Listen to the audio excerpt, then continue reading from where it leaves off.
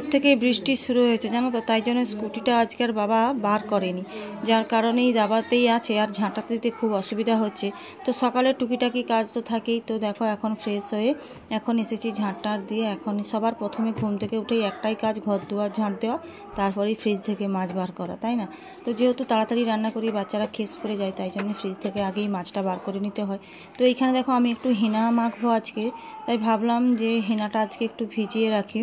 তো এখানে গরম জল বসিয়েছি, আর হেনাটা কিন্তু আমি গরম জল দিয়ে ভালো করে গুলে রেখে দেবো, একবারে সব কাজের লাস্টে এটা মাখবো। তো হেনাটাই গরম জল দিয়ে গুলে রেখে দিয়েছি। আর এইখানে দেখো ফ্রিজ থেকে সবজি বার করছি।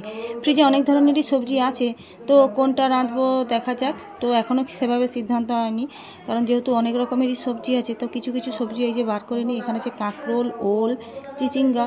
তো দেখি কি কোটা যায়। আর এইদিকে সকালের আকাশটা দেখো একদম, যেহেতু ভোর থেকে বৃষ্টি হয়েছে, তাই জন্য সকালের আকাশটা পুরো অন্ধকার আর একদম মেঘ হয়ে আছে। তো এইদিকে দেখো রান্না বসিয়ে দিয়েছি। এদিকে ভাজবো চিচিঙ্গা। তো চিচিঙ্গাটাকে ভালো করে কুটে ধুয়ে নুন মাখিয়ে এই যে এখন ভাজছি চিচিঙ্গা। আর এইখানে আছে কাঁকরোল, আর বাটবো হচ্ছে এই যে পোস্তুর বড়া বানাবো, তাই জন্যে। তো ওরা ডাল সিদ্ধ আর পোস্তুর বড়া দিয়েই ভাত খেয়ে যাবে, তা যার কারণেই পোস্তুটা ওদের দিতেই হয়, পোস্তুর বড়া আমার বড় ছেলেকে। আর এইদিকে দেখো ফ্রিজ থেকে যে মাছটা বার করছিলাম, পটল মাছ আর সাঁকি মাছ, এইটা এখন রান্না করব ঝাল। তো ভালো করে পটল মাছগুলো এই যে ভাজছি। পটল মাছগুলোকে একটা একটা করে যে সব ভেজে তারপরে এই ছোটো মাছগুলোকে ভাজবো।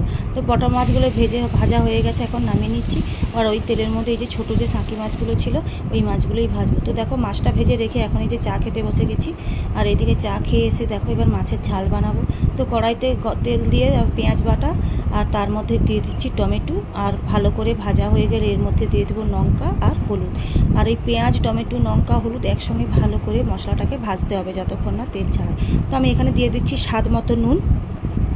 তো দিয়ে আমি মশলাটাকে ভালো করে অনেকক্ষণ ধরে ভাজবো যতক্ষণ না তেল ছাড়ে। আর এই দিকে রেখেছি সর্ষে বাটা। তো মাছগুলো দিয়ে ভালো করে মশলার সঙ্গে মিশিয়ে তারপর দিয়ে দেবো সর্ষে বাটার জল।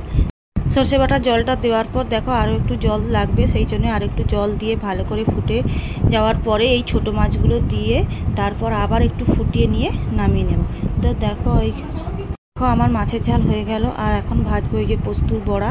এখানে পেঁয়াজ, লঙ্কা আর এই নুন হলুদ দিয়ে একটা একটা করে পোস্তুর বড়াটা তেলের মধ্যে দিয়ে দিচ্ছি। পোস্তুর বড়া কিন্তু খুব সাবধানে লৌটাতে হয়, না হলে কিন্তু একদম ভেঙে যায়। তো তারপরে দেখো এই যে বাচ্চাদেরকে খাইয়ে দাইয়ে একটু স্কুলে পাঠিয়ে দিচ্ছি। আর যেহেতু বৃষ্টি হচ্ছে, আমাদের বাড়িটা দেখো পুরো হরকা স্লিপ হয়ে গেছে। তো ওদেরকে স্কুলে পাঠিয়ে দিয়ে তারপর এই যে এখন এসেছি বিছানা টিছানা একটু পরিষ্কার করতে। তো ওরা স্কুল চলে গেলেই আমি এইসব কাজকর্মগুলো করি। তো দেখো আজকে আর সেভাবে কাজটা তোমাদের দেখাতে পারবো না। তো যেহেতু মাথাতে আজকে একটু হেনা মাখবো, তাই জন্য হেনাটা যে ভিজিয়ে রেখেছিলাম সকাল থেকে, তো এই ঘরের সমস্ত টুকিটাকি কাজকর্ম শেষ করে আরও অনেক ধরনেরই কাজ ছিল, সেইগুলো করলাম। তারপরে এই যে হেনা মাখলাম, মেখে স্নান টান করে এখন এসেছি এই যে ছাদে সব জামা কাপড় মেলতে। আগেও অনেক জামা কাপড় ছিল, সেগুলোও ভাঁজ করেছি। তো সব কাজটা বেশি থাকে সকালবেলায়, তো দুপুরে তো সেভাবে কোনো কাজ নেই। তো এইবার যাব নিচে। তো আমার ভিডিও যদি ভালো লাগে তোমাদের অবশ্যই কিন্তু জানিও। চলো টাটা।